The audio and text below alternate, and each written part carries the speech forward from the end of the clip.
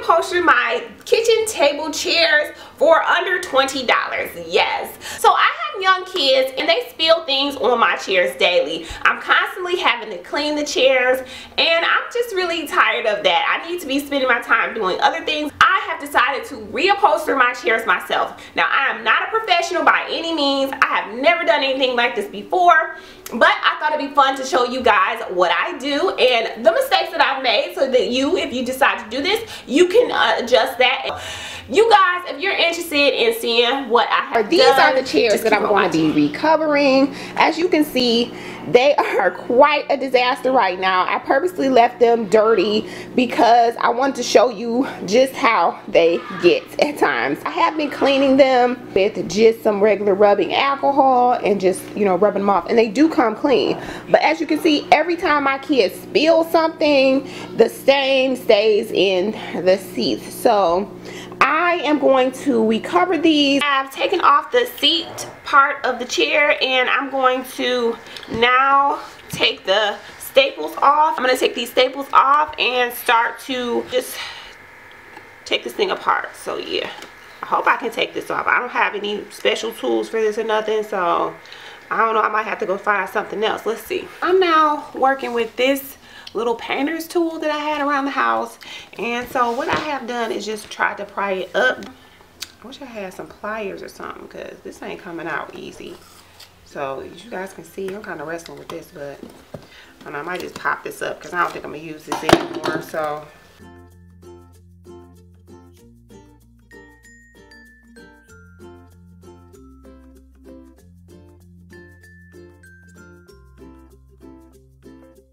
okay, so what I tried to do is just take some scissors and cut this.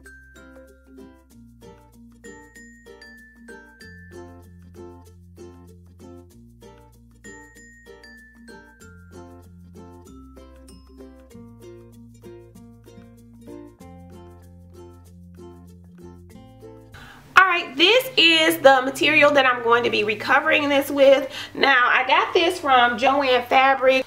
It was one of the least expensive fabrics that you can buy. It was in fact on clearance, so I got this for really inexpensive.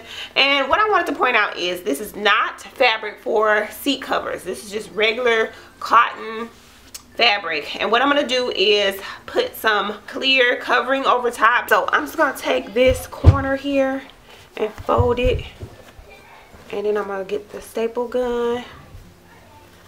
I try to make sure the lines are up close to this corner so that it looks more seamless. Now, I know these chairs need to be replaced. This right here is coming off. I just noticed this actually though, I'm taking this off. But hopefully I'll get another year or two out of these. And so, at least while my kids are young. And then I'll get some new seating.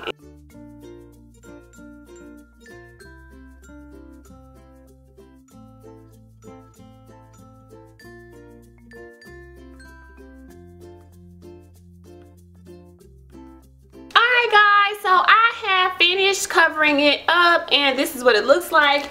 After I got done, I did roll it off with a roller because I have, you know, I had a little bit of like little lint and stuff on it from flipping it over on the floor. So I just did that real quick. Now what I'm going to do is just take this clear vinyl that I picked up from Joann's as well. I'm sorry guys, I cannot remember the prices, but I know that I picked this up for under like $10, I want to say. And I think this is like a yard that I picked up.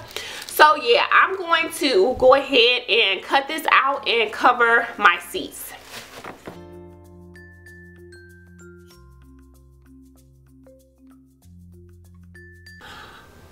Guys, so this is actually my final chair, and what I have learned from doing this process is I don't really need to take this part off with using scissors to take off the material, and also to line up my material. So like if you have a fabric that's like mine that has a pattern on it, you want to make sure that's lined up before you start to staple it. I know it might seem like a no-brainer, but I actually didn't do that the first time around. So I have one pattern that's a little bit offset than the other three, but that's okay. I'm not going to try to redo that one. It's fine. It's, you know, it's my house. But so yeah, but just heads up for you guys. If you want it to be precise, make sure that you line up your fabric before you start stapling. You can see this, but see how that's a nice straight pattern on that seat cushion.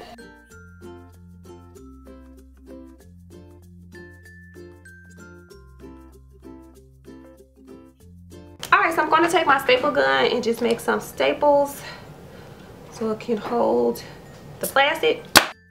Okay, so you can see that this chair has a few little dings and things, and what I'm going to do to try to cover that up is just use this little furniture marker here, and I'm going to cover that up, and then after that I'll put a clear coat over it, clear coat that I'm going to be using, and screw my seat covers back on there. So yeah. Alright guys, so this is how it turned out. I am really pleased with this outcome. I can't tell you how happy I am to have chairs that my kids can't destroy so easily. So yeah, I just wanted to film it in here so that you can see it up close and in the light. Let me do a little close up for you. Look at that. Yes guys, yes. And I did that myself. I can't believe it. But alright, so I hope that I have inspired you guys to do something like this. You know, with the holidays coming up, everybody wants their home to look their best, and you know, we may not have a lot of money, but we can have a really nice presentation by just working with what you have. So guys, this is what the chairs look like. Believe it or not, this cost me under $20 to get this whole look. If you have liked this video, please give this video a big thumbs up, and don't forget to subscribe to my channel if you haven't already, and I'll see you guys next time. Bye guys.